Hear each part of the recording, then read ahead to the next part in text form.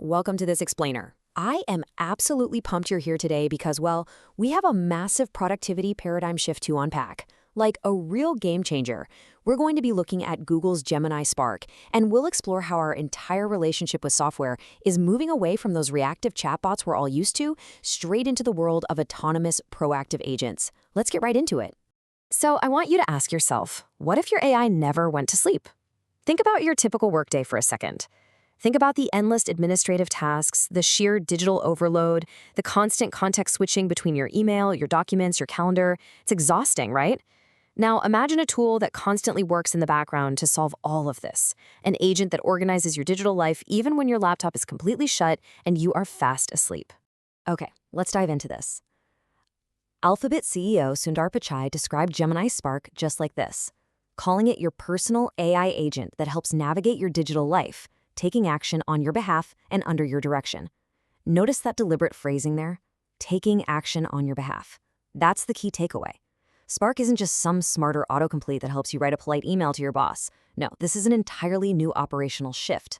The software actually executes complex, multi-step workflows across your whole digital ecosystem, totally on its own.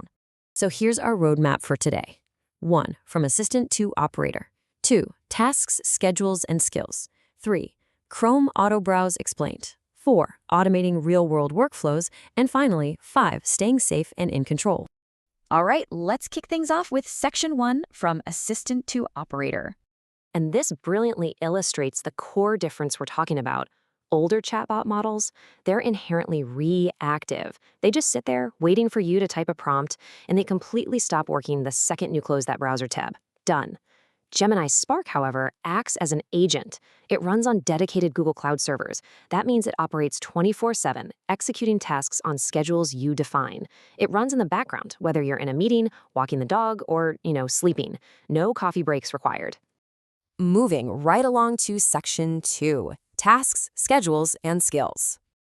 You can really think of these building blocks as a giant puzzle made of the what, the when, and the how. A task is your high-level goal. That's the what. For instance, plan and manage my business trip to London. A schedule is the when, the automated trigger that actually tells Spark to execute your instructions. And a skill? That's the how. Skills are reusable sets of instructions that you teach the AI. For example, you could create a ghostwriter skill. Spark reads your last 50 emails, learns your exact tone and style, and applies that specific voice every single time you ask it to draft a message. Let's look a bit closer at those schedules, or triggers. Spark supports 3 main types. First, time-based triggers. These run at set intervals, like commanding it to pull a summary of your inbox every Monday at 9 a.m. sharp. Then you have Gmail monitors, which watch for specific filters. So if you get an email from your manager that has an action item, Spark can instantly start drafting a reply. And finally, topic monitors watch for real-world events, like local news announcements. You basically hand over tasks to run autonomously based on these triggers. But quick reality check from the source material. Because runtimes can vary, these absolutely aren't meant for hypercritical, millisecond timing tasks. So no, do not use this to try and snipe concert tickets the second they go on sale. It won't work. Okay, Section 3, Chrome Auto Browse explained. So, why does this matter? Well, Spark can browse the web for you in 2 different ways to gather info, compare options, book travel, you name it. If it uses your local browser, it effortlessly taps into your Google Password Manager to sign into loyalty programs and online accounts, which is great. But it requires your laptop to be open and awake. Now, if you close your laptop before a task is finished, Spark can actually switch to a remote browser. This is a virtual browser that runs in the cloud and works offline, allowing your tasks to keep going.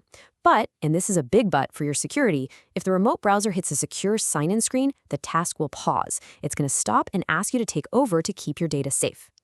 Which brings us to Section 4, automating real-world workflows. Let's move to and see how this builds into a completely automated post-meeting workflow. Picture this. You finish a long call, you open a doc, and 30 minutes later, you are literally still manually formatting bullet points. We've all been there. Spark eliminates that gap entirely. You can program a single workflow that executes the very moment a meeting ends. Step 1, it pulls the raw notes from your meet or chat. Step 2, it generates a beautifully structured summary with labeled action items right in a Google Doc. Step 3, it drafts a follow-up email to all the attendees linking that exact doc. All you have to do is quickly review it and hit send. And the time savers don't stop there. You can have Spark monitor your inbox to triage routine customer inquiries, basic questions about pricing or availability, and generate drafts for your approval. Again, it drafts only, no sending without your say-so. Or take and I love this name, the Nano Banana feature in Chrome. With a simple /goal command, you can magically convert a massive, long-winded newsletter into a punchy, short LinkedIn post without starting from scratch.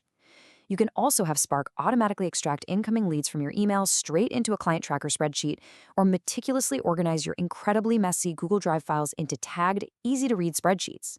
It's pretty amazing. Finally, Section 5, staying safe and in control. As with any new tech, you need to be aware of specific security risks, particularly something called prompt injection. Because Spark works across your open tabs and your connected Google Workspace data, a bad actor might try to hide malicious instructions inside a random website or an incoming email. If the AI agent unknowingly reads those hidden instructions while it's trying to complete a totally normal task for you, it could be tricked into unintended actions, like attempting to expose your private data to a public site. Now, because of these very real risks, Google has built in a series of robust safeguards. Basically, think of Spark like hiring a highly meticulous executive assistant who clearly knows their limits. It completely relies on you for oversight. For high-stakes actions like finalizing any financial transactions, creating new accounts, or sending external communications, Spark handles this by simply pausing the task and asking you to review and confirm. It is not going to silently drain your bank account or send rogue emails to your clients. It actively waits for you to step in and take over the task. So the crucial point we need to talk about is the financial reality of this tool. Access to Gemini Spark requires a Google AI Ultra subscription, which currently costs $100 a month. For that price, you are granted up to 200 multi-step requests a single day. When you actually do the math here, to put that into perspective, this tool only needs to save you roughly 2 to 3 hours a month in tedious administrative work to completely break even. If you're someone who wears every hat in your business, that is an incredibly easy return on investment to justify, for sure. Which brings us to this final, somewhat provocative question. If AI can now execute all the rote administrative work, the inbox triaging, the document formatting, the tedious web research, what is your uniquely human value? By getting back the hours you used to spend on the mere mechanics of working, how will you redirect that saved time toward genuine insight, strategy, and deep human relationships? I really hope this explainer leaves you eager to try the software out strategically. Thank you so much for joining me today, and keep learning.